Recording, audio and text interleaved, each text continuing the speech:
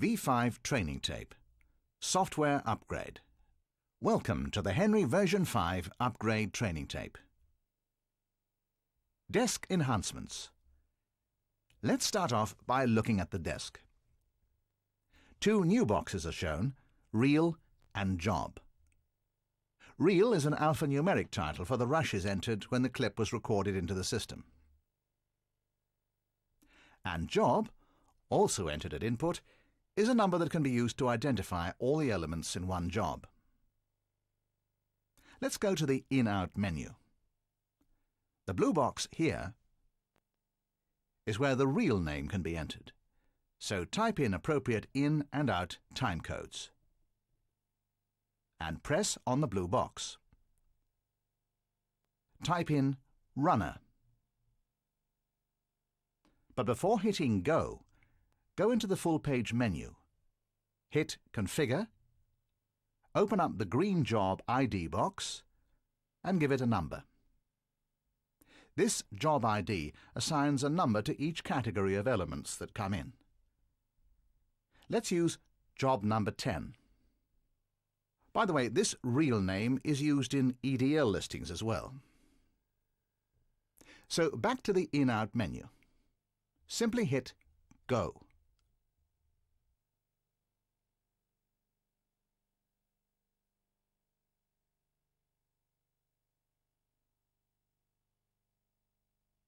And bring the clip onto the desk. Here we have the clip. Hitting Reel will show the title of the tape source. And hitting Job will allow us to identify the number it came in under. This ID is very useful when carrying out different projects within the system, allowing different operators to quickly identify all their rushes and elements. Audio Update. Here we have a clip with audio on it. The V box is blue. But over here on the right, we have Video, Audio, 1, 2, 3 and 4 boxes highlighted here. Pick up the clip. These boxes will immediately change, indicating on which channels we have audio. Swipe down to check that we have audio on just tracks 1 and 2. We do. If I want to make an audio copy, a duplicate, I first make a copy by picking up the clip, putting it down and swiping. Then switch off the video box and select what tracks are desired on the audio copy. Swiping down, we can see the result. Just one audio track and no video. Looking back in the viewer, let's jog forward, noting how the audio sounds. It's in discrete bytes. After pressing jog, listen as we jog forward again. An analog sound.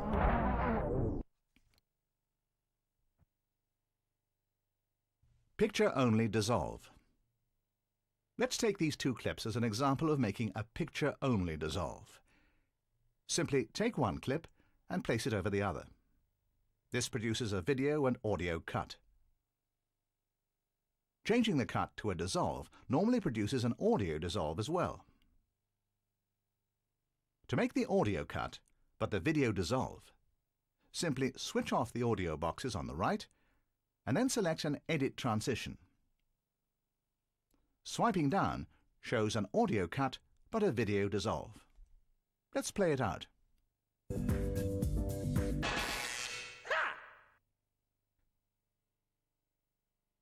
Extend and find tails. Virtual video tails.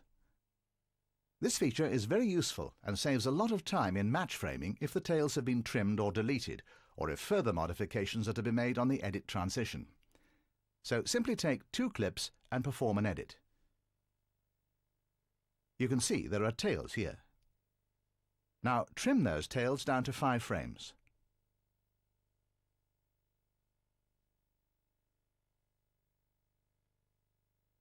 Go into the viewer, hit Extend and find tails.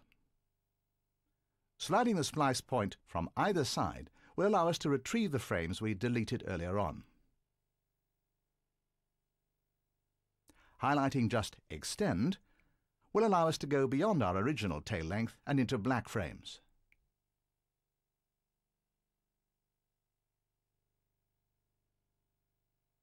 With both Extend and Fine tails on, we're allowed to retrieve original frames that had been trimmed earlier. Note, however, that in order to retrieve the tail lengths, a backup of the original clip should be stored in the clip library, or a copy must be made before deleting any tails. ALF Offset Axis. Here I have a clip that displays size and rotation.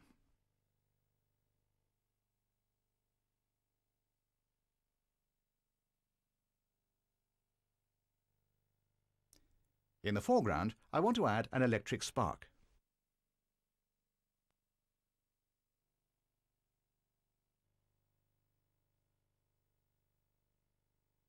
So make a two-layer pack and put the spark as the top layer. Take this pack into the blender. Switch off the top layer and track the background, a standard two-point track. Here I want a track of the circuit, and as usual set the target size and search area in the appropriate manner.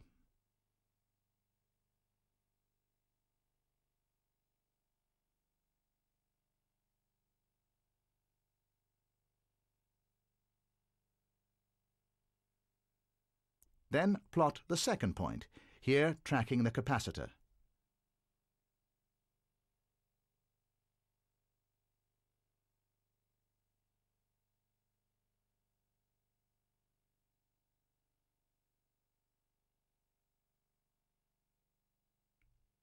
And then save this track into the background buffer. Now exit without effect. Call up layer 2 in the blender, and going back into ALF again, switch on Offset Axis and Restore. Go back into the blender, and note that Axis 1 of the foreground has automatically repositioned itself to the ALF track position of the background layer, therefore reducing the position errors between the foreground and the background elements. This time, hit Pick Only, so as not to disturb the position of the axis. Reposition the spark,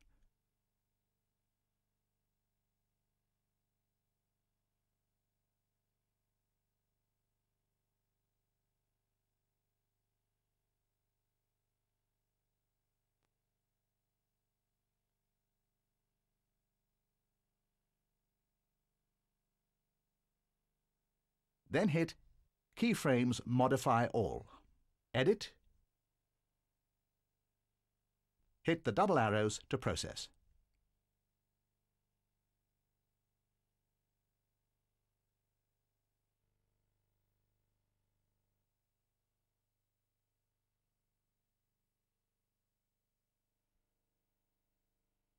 ALF two-point background minus track.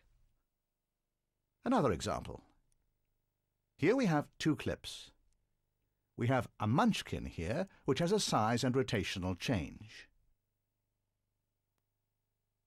We want to composite that onto the girl's face as the background, which again has an independent size and rotational change.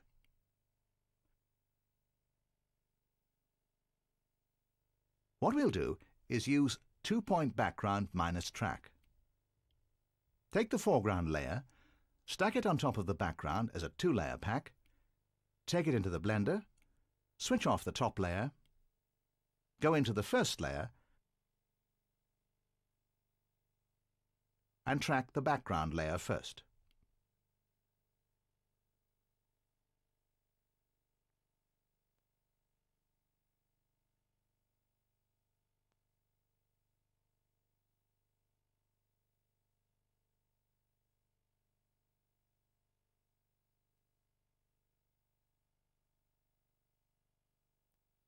Now track the second point.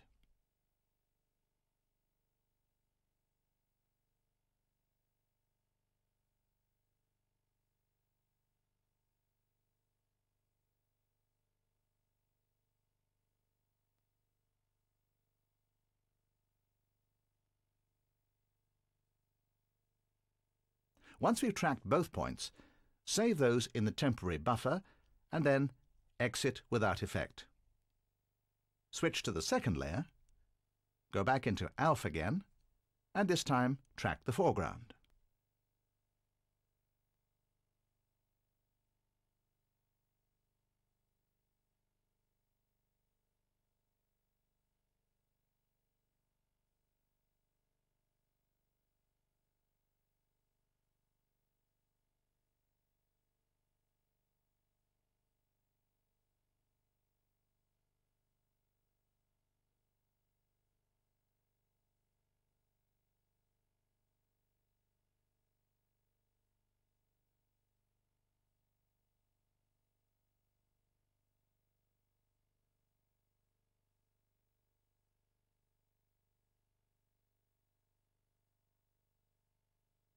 Once both points are tracked, you'll notice BG-track has appeared.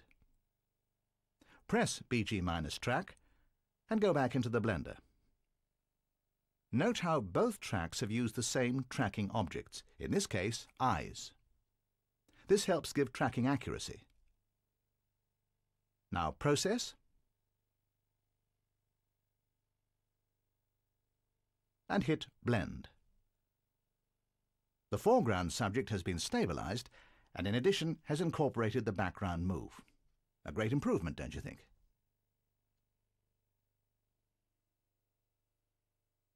Offset track. Tracking off-screen. Here we have a clip where we want to track the four corners of the number plate and replace it with a new image. Simply go into ALF, turn on 4 points, place the first point down and track as normal.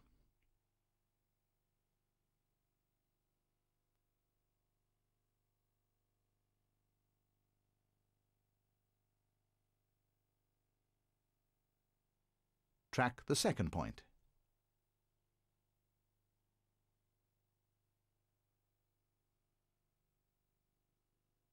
As you can see, the track point has gone out of the screen area.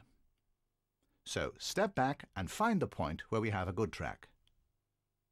Press Delete After to clear out the track moves that have been disrupted as the points go off screen. Now press Offset and look for another point to lock onto. It will then establish a locked relationship between the offset point and the ALF track. Once the new offset point has been established, simply press the double arrows and track as normal. Once we've tracked that, we want to check to see how the second ALF track has behaved off-screen. By hitting Overview, the image size is reduced, which allows us to view the track as it moves off the visible screen. Review will then give us a preview of the tracking results. Review, used in conjunction with the double arrow keys, gives a preview only. Track the third point and continue with Review and Overview.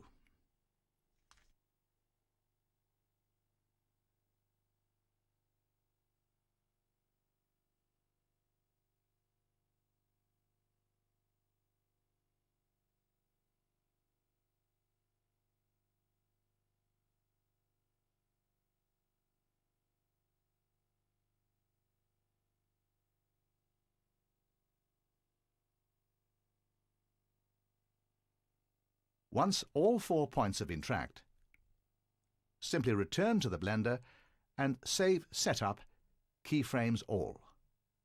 Go back to Desk. Stack the new number plate as a 2-layer pack. Take it back down into the Blender and reposition the pins to the new positions.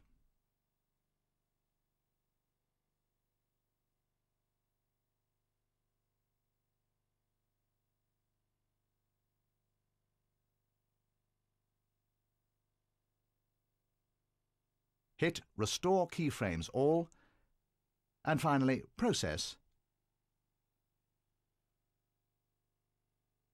and Blend. Here's the result.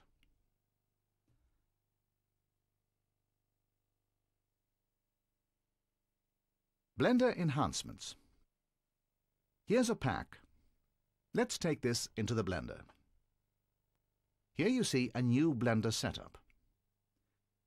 I can access layers at random by just pressing at any layer number over here. To switch off a layer, simply hold down and press until the box switches off. If I want to switch the layer on again, simply hold down until the box is highlighted. Here is a zoom function which can be accessed in all the submenus in the Blender. This is useful when doing chroma keying. We can zoom in to get better detail. Mix. Mix allows you to see your current layer in conjunction with the layer immediately beneath it. Go into Effects and set the transparency level. Go into any of the sub-Blender menus. Hitting Mix will give a display of the top layer and the layer beneath it. When processing, the effects of mix are not shown. Field display. Field 1 and Field 2. Selecting one of these boxes will give a field display of either Field 1 or Field 2. This is purely a viewing facility whose effect will be off during processing. To Desk. Note how Copy has been renamed to Desk. Key Enhancements. Keyframable Keyer. Here I have a blue screen clip with an associated background. Take that into the Blender and into the keyer. Here you'll find all the usual functions like main and spill keys, but now the keyer is keyframable. Key settings can be made manually or automatically with Auto selected. Let's see an example. Simply select key points, go to the next, make changes,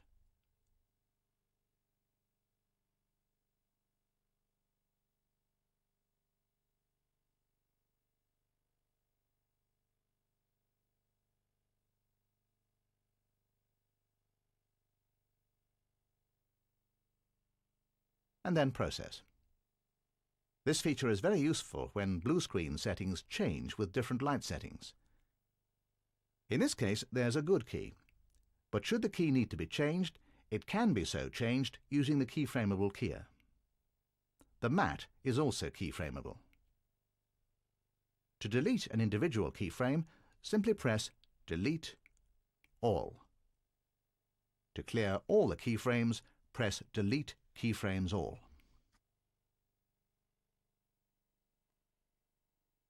Additive key. Add video. Let's have a look at Additive key. Here's a typical example of a background. And here's a foreground element shot against black, the smoke. To perform an additive key, simply create a two-layer pack, take it into the Blender, go into the keyer, hit Chroma key, hit Linear key, and then press Additive, and finally process.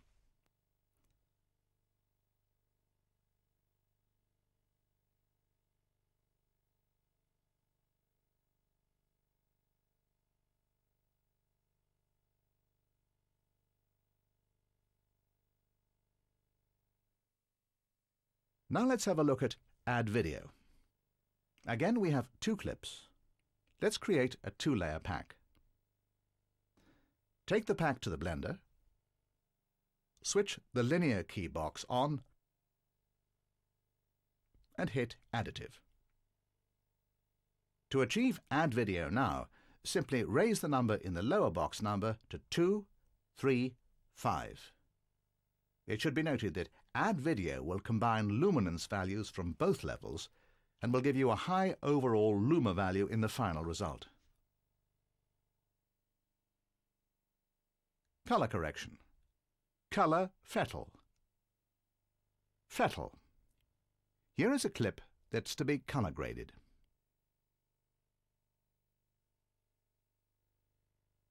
Take it into the Blender and switch on Color. Here is a new function called Fettle. To access Fettle, flick the thumb switch on the hand controller down. 9 graphs are now displayed. Each graph can be accessed by tapping down. These 9 graphs represent a single YUV pass. The graphs can be positioned anywhere on the screen. Each graph can have edit points added to them. There are handles available which will allow you to manipulate the graph in many ways. Reset will reset the selected graph. More than one graph can be activated at the same time. Let's look at an example. In this shot, I need to change the color of the apples. Access the appropriate graph. I can change the yellow picture information into red. This is done by pressing down on a point and pulling the graph up in this case. The handles are used here to flatten the graph in order to achieve the required result. Once we have achieved the correct results, simply process. Note that we have a real-time keyer DVE and color corrector in one layer. Note that the graphs will not be displayed during processing. To switch off the graphs, flick the thumb switch down again and the graphs will disappear. With Fettle, it's possible to do not just one, but 2 or more color changes. For example, take this clip into the blender and switch on the Fettle graph. Access another of the graphs. We want to change the yellow and make it more orange.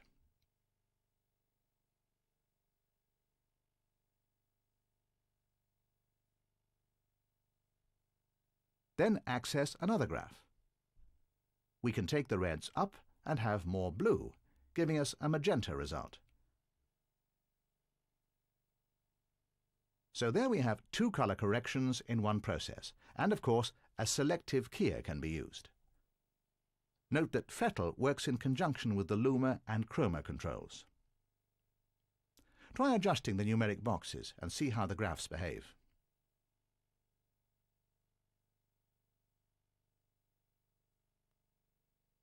In addition, there's a gamma box where we can manipulate midtones. Note that the graphs fully interact with the numerical boxes. This is useful. We're doing a gamma change here by setting a value within the gamma box. You can see how the Luma graph has behaved following the numbers in the box. By putting in further edit points, we can achieve a second gamma setting within the graph and pull the graph in many different ways, as you can see. Null cast. Here we have a clip of an athlete running against a blue screen background. As you can see, the colors here need to be corrected. Take the clip into the blender, select Color, Cast, Null Cast. Null Cast will balance the picture. Select either a low light or a highlight on screen. As you can see, an improvement has been made, but if further adjustments need to be made, then make adjustments in the numeric boxes in this or any other color control. Match. Switch Match on. Color match can work in any of 3 ways: cast match, a hue match, or a gain match. However, with the new software, this can be a manual selection. In addition, the luminance, or chroma, or both, can be selected. Selecting either from or to will allow you to pick a color directly from the image. This feature can be used in conjunction with a selective keyer. Blur. Keyframable and intelligent motion blur. Here I have a clip of a runner. What we're going to do is add motion blur coming from the highlights. So duplicate the clip.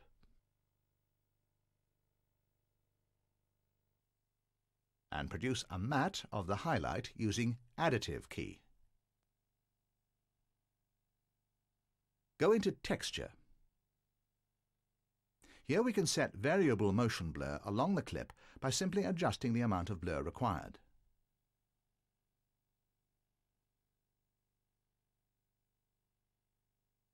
Hitting the direction box will allow us to alter the direction of the motion blur. We can select direction using the numerical box over 360 degrees. Select the edit point in just the same way as other keyframable variables. This can be done manually or automatically.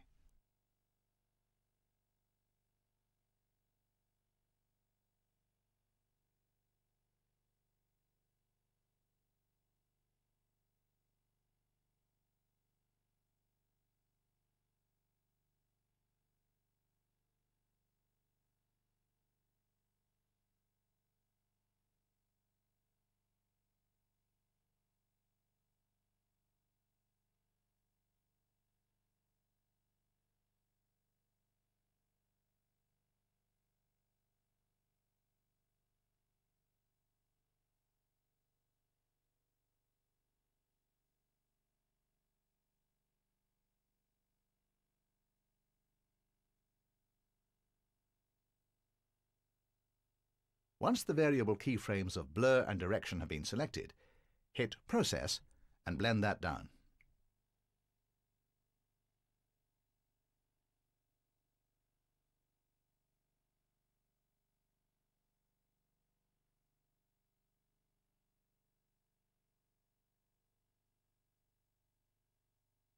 Let's have a look at the result on the desk.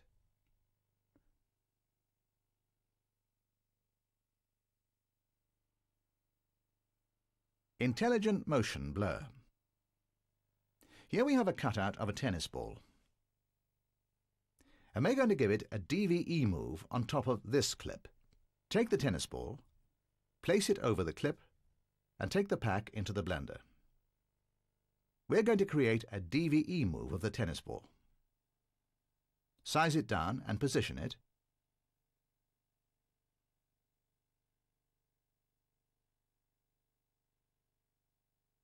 And then set variable keyframes.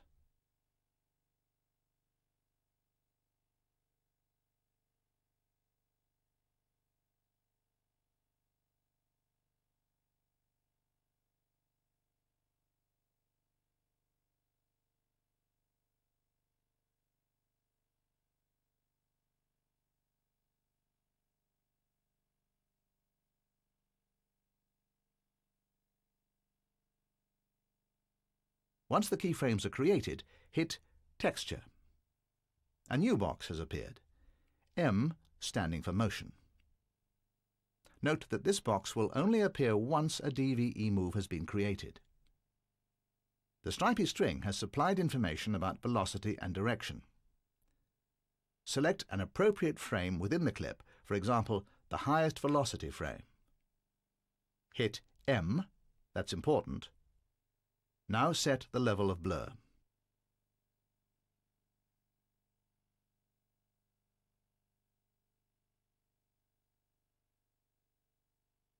As we process, we can see that the blur and direction of the blur has changed according to how the DVE route has been planned.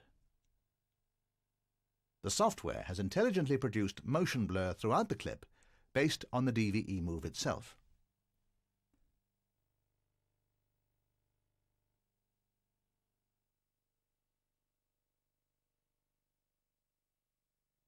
The intelligent blur can also be used in conjunction with ALF. For example, let's have a look at this clip here. Here we have a computer-generated image clip comprising a 3D element, and we want to add motion blur. Take the clip into ALF to track the elements, the subject's movements and direction.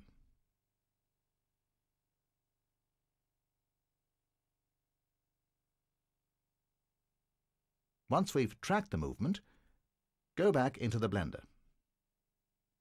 We now have the track moves that have been converted into keyframe moves. So, in Texture, the M box will appear since this has recognized a DVE move. Once the M box has appeared, we can switch off the effects box, as we don't want to put a DVE move in the picture. We want motion blur and the track information. Choose a point within the clip where the amount of blur should be selected.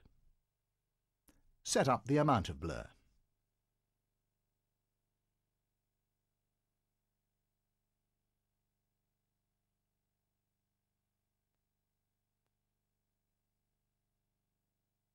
Hit the double arrows and process. Note that a manual keyframe point can be added in as well.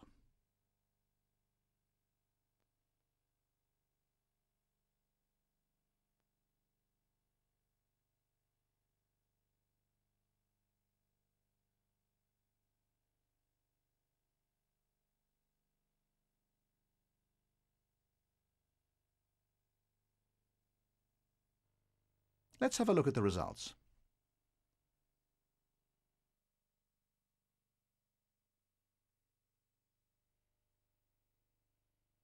Light effects. We're going to take this clip into the blender and add a bend by simply raising a point.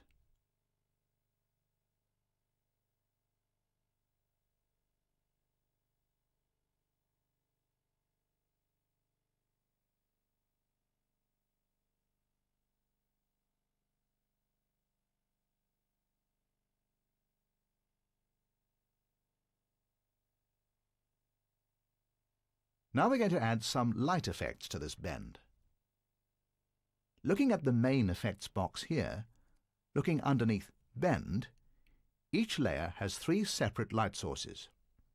We have Low Light, Highlight 1 and Highlight 2. To switch on the lights, simply select a box. Tapping on the effects box again will allow access to the light setups for each layer. Hitting the box Light will then give further menu options for the lighting. Let's have a look at the first light, which is the low light. Here we have 3 more boxes. These represent the X, Y and Z positioning of the light source. We can control each by typing in numeric values using the keypad, or the keyboard, or the pen can be used.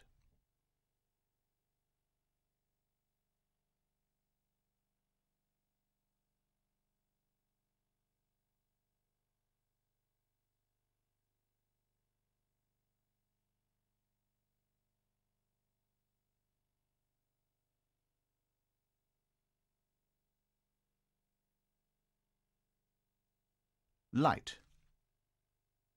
Light represents the mood lighting. Again, variable numerically to achieve effects. Shade. Shade will control the density of the shadow, so 0 will give a very dark shadow, and 100 will be much lighter.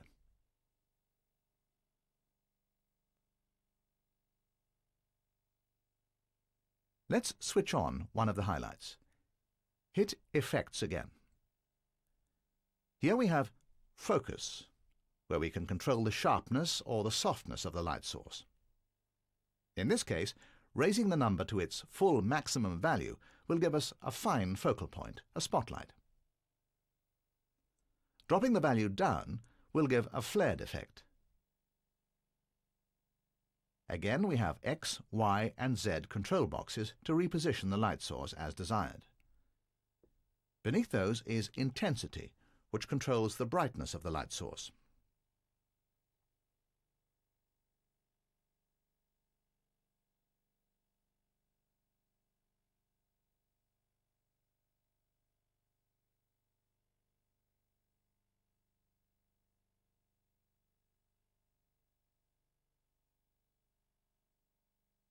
Here is Spread.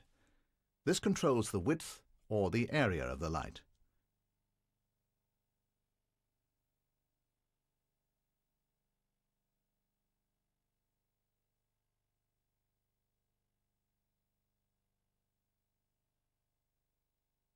The same controls apply in Highlight 2, and these are fully independent of the other light controls. Note the colour box sitting next to Focus. Simply swipe down to the palette and select a colour. Put this into the colour box next to focus. The colour of the light changes. To action light effects on a whole clip, process in the normal way.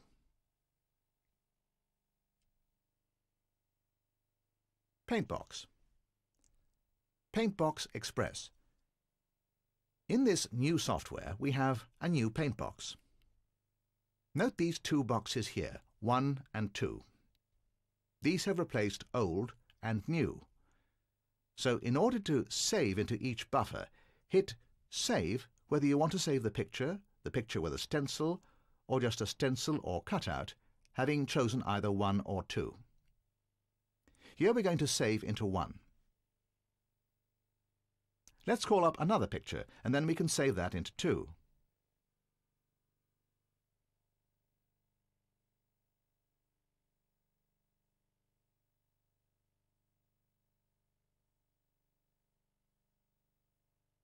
We can view the content of each buffer by hitting Restore and pressing down either 1 or 2. Restore works by restoring the selected picture through the current picture.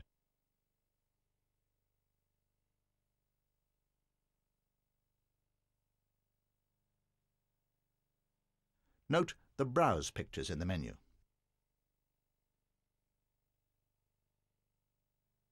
Swipe down. Here is the new palette. On the right are the standard increment boxes indicating the brush size. On the far right-hand side, there's a numeric box where we can type in the size of our brush, or we can slide the pen up and down to make adjustments. We can select Paint, Chalk, or Airbrush within the palette without having to swipe into the main menu. On the left-hand side, we have colour value readings. Here we can either mix our own colours using the numeric boxes and store the colours that we've created, or simply select off the screen. We can obtain readings in either R, G and B, YUV, or hue, saturation and luminance. Useful when creating an accurate colour.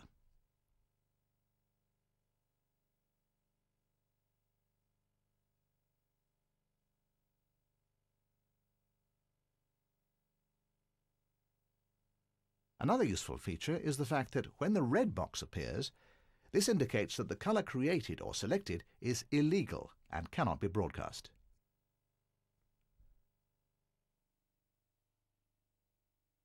Rotoscoping. Here's a clip of an electric spark which has been rotoscoped. We're going to pick up from the last frame we worked on. Take the current frame and place it in Paint. You'll notice that in our new setup we have boxes which relate to the rotoscoping facilities. This box on the right in blue shows the total frame length of the clip. The box on the left, the green box, indicates the current frame of the clip. Using the arrow key, it's possible to step forwards or backwards frame by frame. So simply add more effect on the current frame and sell. We can review our results at any time without having to go back to the desk. Simply hit the box R. The system plays up to the current frame. This is very useful to check progress and also to find the position of the current frame and hence the one which is to be worked on next. The length of playing out time in Review is determined in the full page menu setup in Preferences by selecting the reverse pre-roll time. Note that you can jump to any point in the clip by simply dialing a number in the box. In addition, you'll also notice that there's a new box called Replace or New. These toggle. Having selected Replace, press button 4 on the hand unit to sell the current frame. This will write over the original frame. Continue to sell with Replace. Here are the results.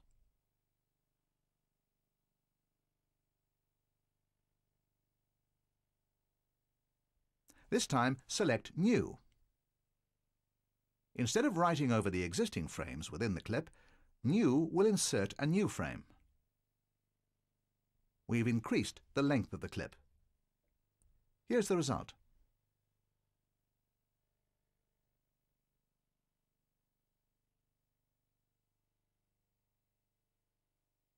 Restore clip. Here we have two clips. One clip which has wires to be retouched out. The second clip is a clean pass. To restore through to the clean clip, create a standard two-layer pack, putting the wires to be retouched as the top layer. Place the pack in Paint and hit Restore Clip. Now we can retouch out the wires, revealing the background. Simply selling and moving onto the next frame and retouching again. You can also restore through to buffers 1 or 2 if you need to create collage type effects.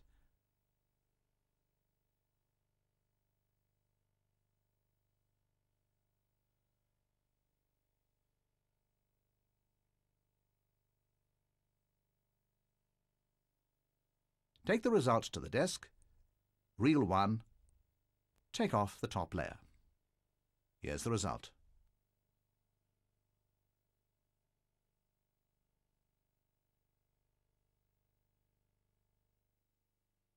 Text. Version 5 has 1085 online vector fonts in the new Paint system. Let's select half a dozen fonts from the text library.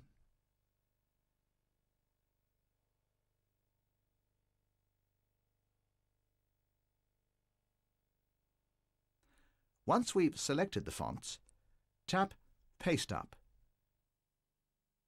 Text, and hold the pen down in the blue box. We see a list of all the text fonts that have been selected. This buffer can hold up to 50 fonts at any one time. Type out a word. To change the font without having to retype the word, select a font, and by pressing Set, the text will then change to the new font. Other text manipulation tools include kerning a word, or changing the size of a particular line or character.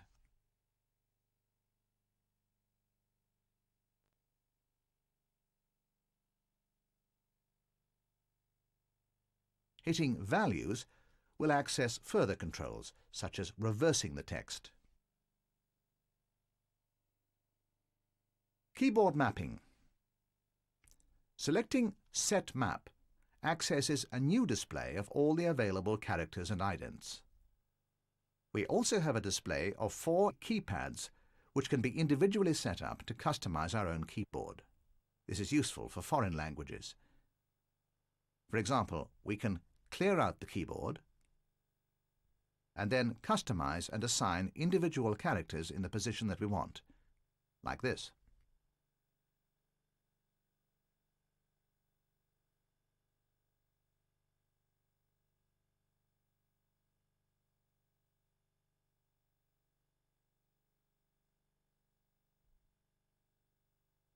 Once the keyboard has been set up, hit Make Pad. This will assign those keys to your keypad. The font has been selected as well. If System is hit, then the custom keyboard will appear throughout Henry. For further details, please refer to the version 5 handbook.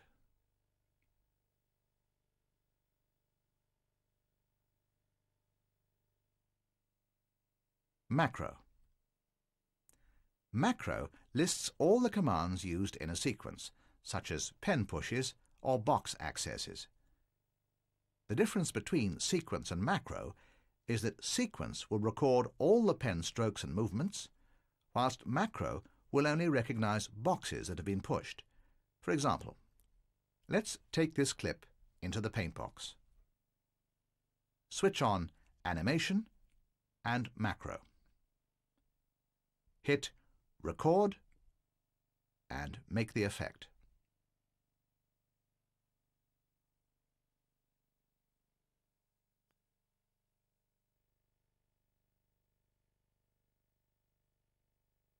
Hit Record again to stop. The macro has been recorded. To see the list of commands, tap on List. Press any one of the boxes to give detailed information on the boxes that have been pressed. These commands can then be edited and changed or modified according to the sequence required. Let's play this macro out. Simply hit Loop and dial in the number of the playlist, and then press Replay.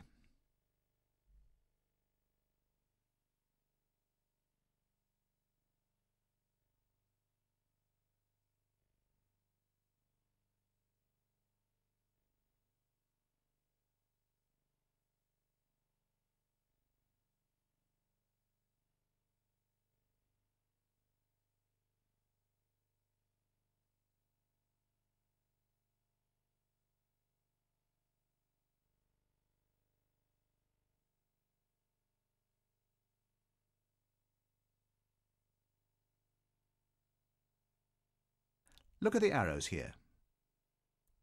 Here, all the macros which have been saved in the temporary buffer can be selected. 99 temporary macros can be saved, or the macros can be saved permanently within the library setup. Hit the List box and tap on the top blue rectangular box. This will allow the macro to be named.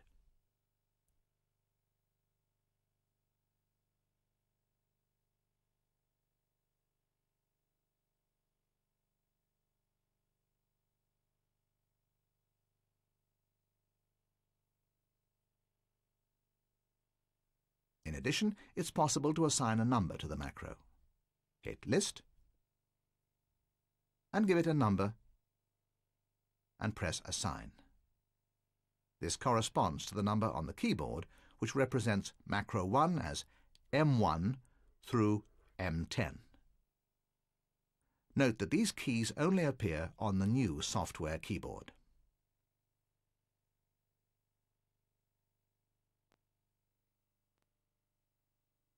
From library to library.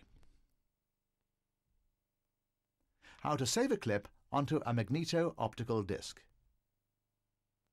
Here is a short clip of about 10 frames. Sometimes it's useful to save short clip elements onto a removable disc. Save this clip in the library to give it a directory entry, and then call this clip Backup.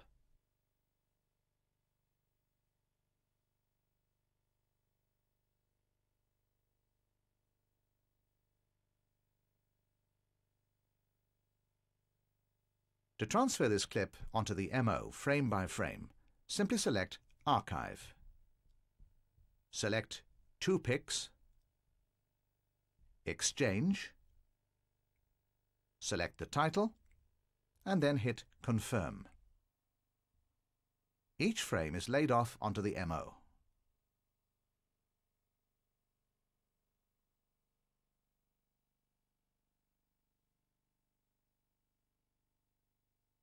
To load this clip back into the main clip library, go into the Picture Library, access the exchangeable disc. Type the name of the clip, hit Copy, select To Clip, and each frame in the clip is displayed in a list. Select the very first frame, 001. Now hit Confirm. Each frame in the list will be transferred.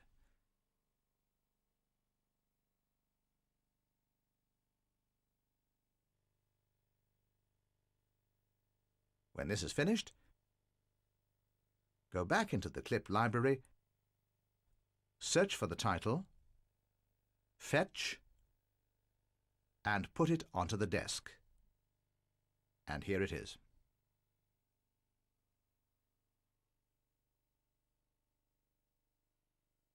Hints and top techniques. Here on the desk is the V box, normally used to view a clip.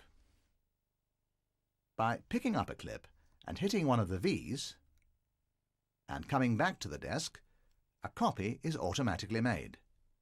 This saves a swipe off when making a duplicate.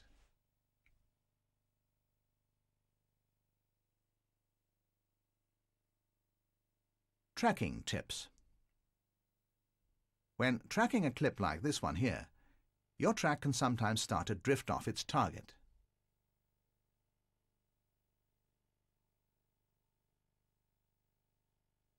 Stop tracking and delete the bad keyframes in front.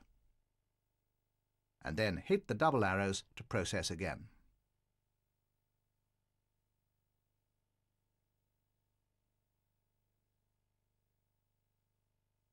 Repeating the track on the same clip without any stabilization or further adjustments will smooth out the track.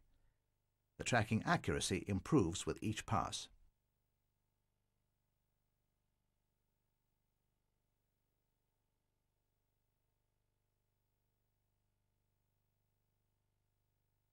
When starting off a track, it's sometimes advisable to give the ALF a few guide points in the correct direction.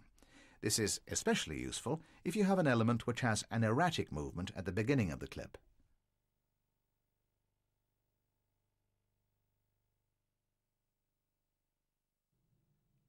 Color Fettle in detail. Looking at Henry's color correction in detail, we've taken a YUV chart into the blender and switched on the color menu. If we take a look at the chart, we can see our luminance range, black being 0 and peak white being 255. Luminance is represented by the Y channel. The next bar shows the yellows to the blues, which is represented by the U channel. Lastly, the bottom bar is the cyan to red, represented by the V channel. Now, if we flick the thumb switch down to access our color Fettle graphs, we'll begin to illustrate the relationship between our RGB color corrector alongside our YUV color Fettle. The YUV color Fettle graphs allow us to precisely manipulate the luminance and chrominance values. Looking at the luminance first, if we tap on the top left-hand box when we adjust our contrast, we can see the overall effect on the highlights. Looking at the brightness, we can see how the luminance is being adjusted overall. Moving into the gamma control, we can see the effect on the midtones.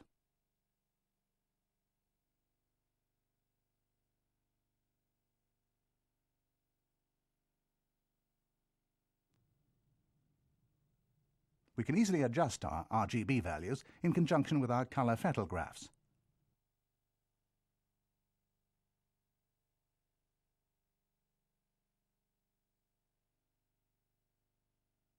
Moving on to the two graphs to the right of the luminance are Y in U out and Y in V out. Both these graphs work in the same way for their color ranges by bringing chrominance into their luminance values. If we look at the Y in U out graph, we can see the effects of cast and gain. Looking at our cast first, if we adjust the blue, we can see an overall blue cast in our picture. And this is represented by a horizontal line in the Fettle graph.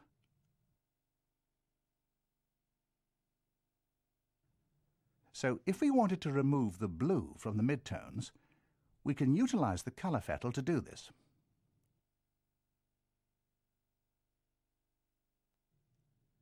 The same applies for our Y in V out graph. Moving the gain control, we can see its effect in both the chart and the graph. Again, we could add some points to selectively introduce chroma gain into a luminance range.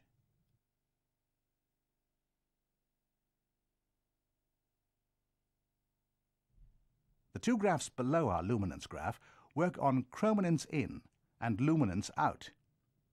If we look at the U in Y out graph, we're going to make the blues darker or lighter.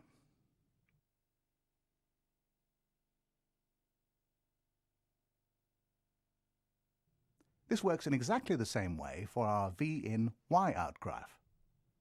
So let's make the midtones darker and the top end lighter.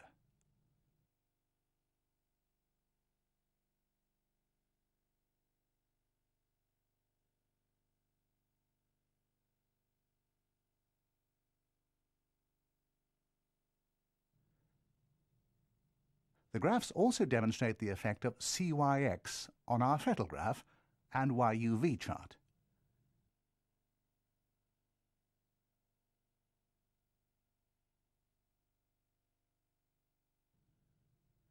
Looking at the 4 chromographs, we can see the overall effect of a hue rotation on these and the YUV charts.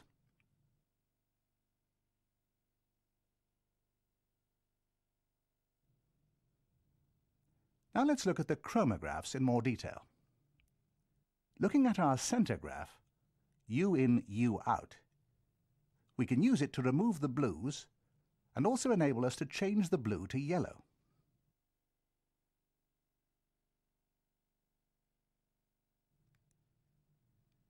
This works in exactly the same manner as the V in, V out graph, diagonally to the right of it, taking the red out of the image or changing the red to cyan.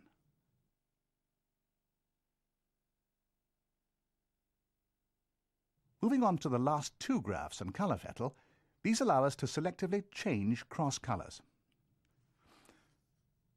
The graph which represents U in, V out, which is located in the middle right, allows us to introduce red into our blue.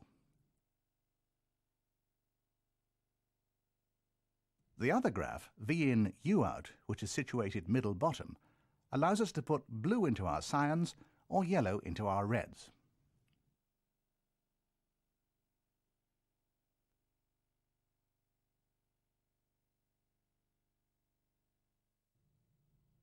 Color Fettle Enhancements.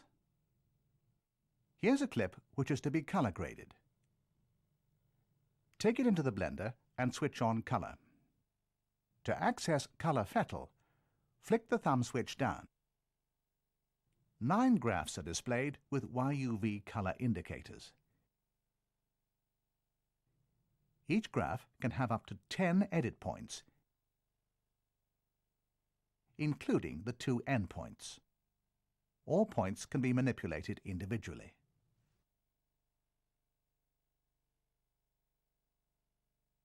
We can also see that there have been 6 control boxes added. These give very precise control over color manipulation. In the dot menu, we're now able to straighten or curve all the lines between the points. We can curve a point or straighten a point individually.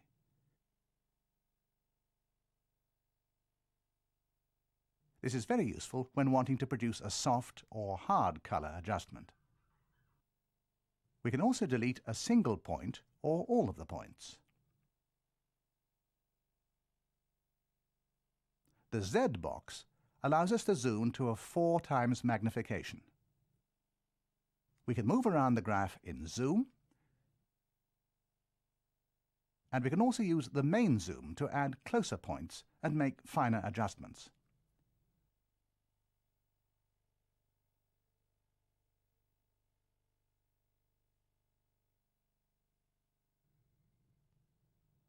By pressing the dot menu again, a menu called Tangent appears. We can also add dots here, but not within too close a proximity of the tangent handles. To add closer dots, just return to the Dots menu. We have 2 new buttons beside the tangent called Fix and Free. If we fix a point, we can adjust the handles either side of it.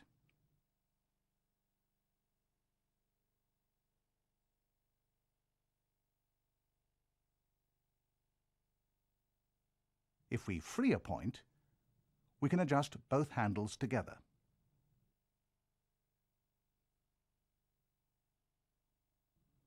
We're also able to fix all points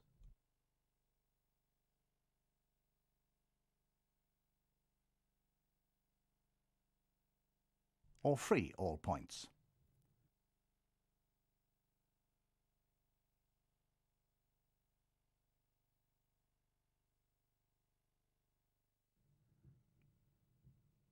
Color point. Underneath the matchbox in the Color menu, there's a new feature called Color Point. By turning this box on, It gives us a graphical representation of YUV. The inbox represents the YUV input to the color Fettle. This is directly linked to the vertical lines on the color point graph. The outbox is represented by the horizontal lines, and it allows us to compare the luminance and chrominance of two different colors on the color Fettle graph. Let's look at an example. In this shot, we want to make the color of the sparks red. As we move the pen around, you can see the vertical lines moving. This shows us the range of YUV.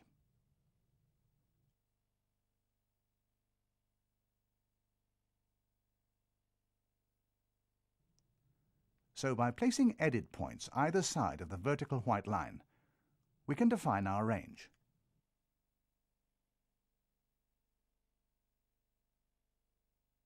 By switching on the outbox, we can now select another color, either from the screen, or in this case, the red from our palette. The horizontal lines on the Fettle graph now display the red chrominance and luminance. So if we just adjust the Y in V outbox, we can see the sparks turn to red.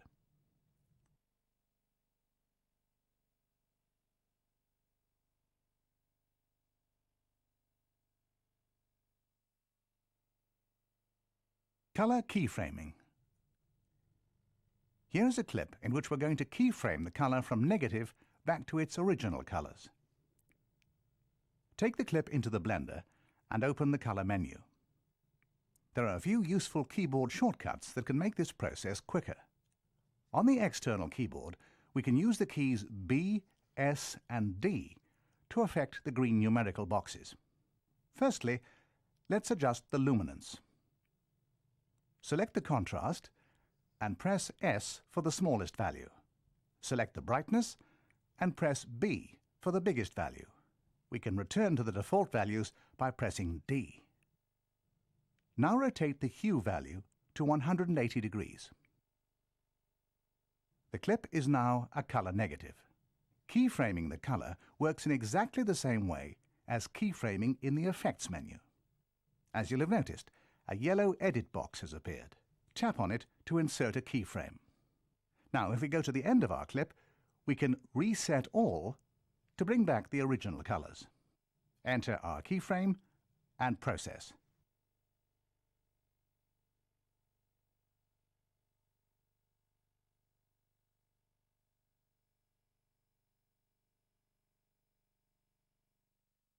Lens effects, enhancements. If we take a clip into the blender, switch on the texture menu, adding blur to the layer,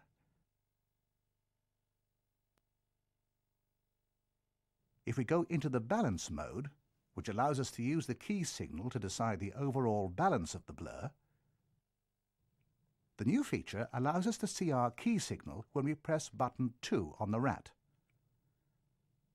As you can see, the lighter areas of the matte allow the blur to come through. Keyboard shortcuts. There are some useful keyboard shortcuts for the text editing functions of the external keyboard. Let's take a look at these. To move the cursor by word, hold down Shift and a right or left arrow on the keyboard. To move to the start or end of a current line, use Control and the arrows.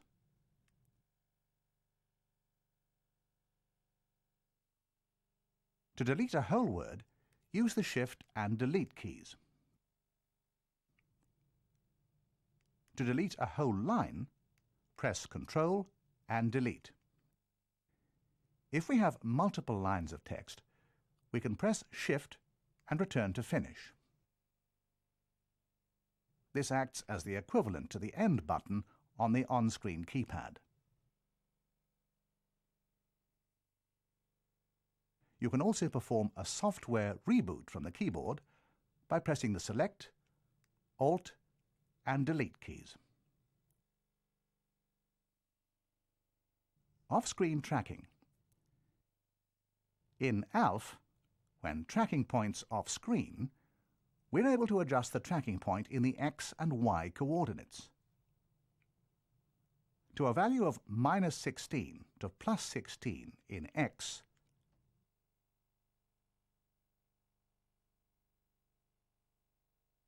and from -12 to +12 in Y,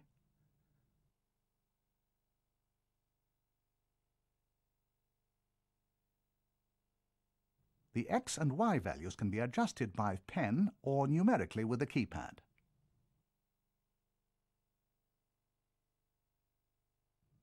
This feature is very useful in fine-tuning your off-screen tracking.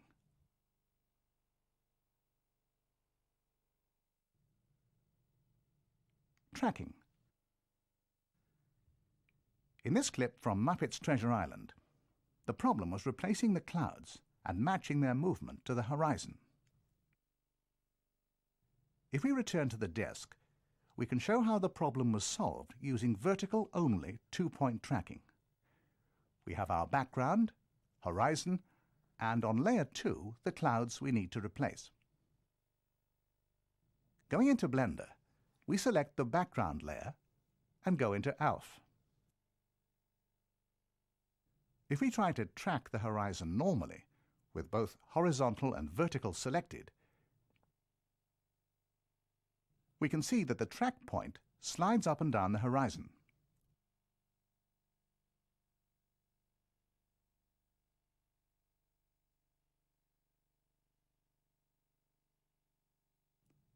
To track this effectively, we switch the horizontal off and track in vertical only.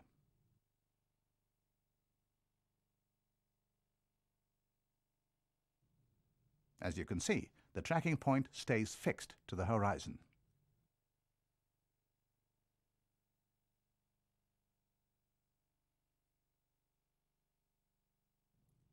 Track point 2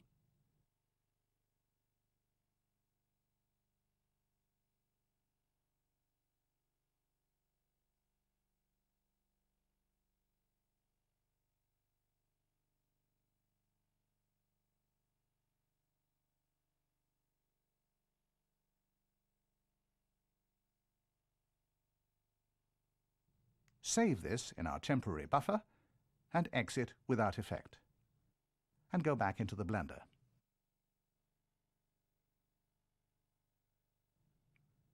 Switch to the second layer, go back into ALF again, and this time track the horizon on the foreground.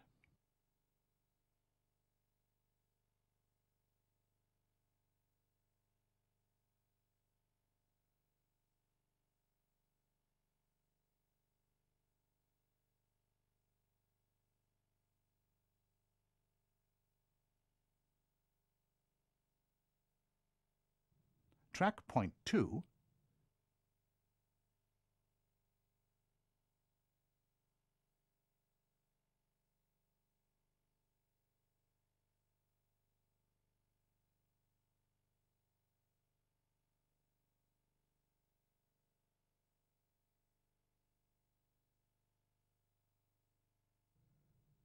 press background -track and go back into the Blender.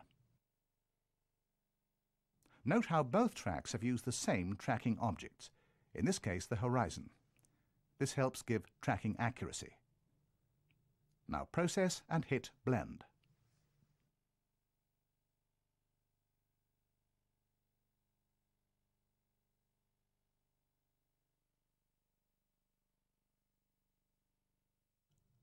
Open.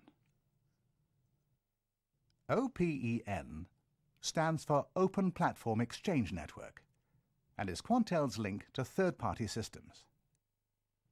As you can see, this diagram shows the physical interconnection of the equipment via the Ethernet hub. Files can be transferred in TIFF, Targa, or Quantel's own VPB format to a variety of suitably configured workstations, such as Silicon Graphics, Apple Macintosh, or IBM-compatible PCs. Due to the fact that hardware and software technology is ever-changing, please consult your local network supplier for the most suitable hardware and software requirements. PictureNet Plus. PictureNet Plus is Quantel's distribution network which allows the transfer of images between machines. Any machine connected to the network automatically gets a shared disk. Looking at this diagram, we can see how the hub connects the net shared disks together and works like a routing matrix. To send a single frame or a clip, go to the full page menu. Open the Net Shared menu, which displays all the shared disks available. Now write and enable your destination. Return to Clips, enable the archive.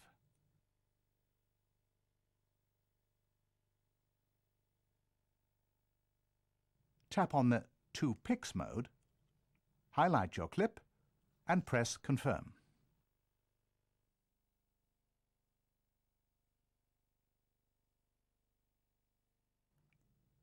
This will save your clip as a series of pictures. So if we now take a look at the Net Shared disk, which we need to access from the Painting library, the clip will be labelled with its original title and will be numbered sequentially. We can see the frames of our clip as a string of still pictures. Sending to the bank is done with exactly the same procedure. Now, if we wanted to receive a clip, read and enable from the shared disk of your choice. Find the pictures from their Painting library. Tap on Copy, then to Clip. Highlight the first frame and confirm.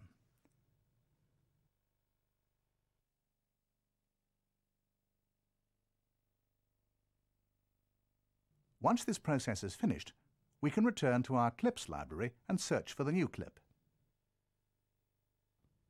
You'll now notice the word Video has appeared after its title.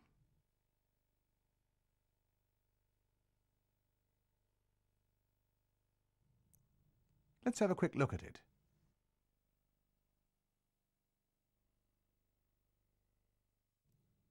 Picture Mail allows the transfer of stills between networks as a background task. This is mainly used for graphics or mats to be sent to or from the Henry while the operator continues to work. Any items mailed are sent to the shared disk only within a set number range. The Henry must specify this range and where the items are coming from. The process of sending or receiving is controlled through the Painting library. In the full page menu, enable Net. This shows all the machines connected in their relevant networks or areas. Each machine has a station number assigned to it. Enabling Mail gives us access to the number range, high and low, and also the source of the images. You can specify everybody connected to the bank, one network or area, or one specific station. Providing other machines have their mail enabled, you can choose a specific machine to send to. Back under the Library menu, select Mail. Choose the titles you want to send and confirm. These items are put into a mail log and are sent where the connections are available. You can look at the mail log by going to the full page menu and enabling Mail Log. This will show you a list of the titles together with their status: pending, sent, or failed. At any time, you can view the items in the list, erase them from the list, or even resend them.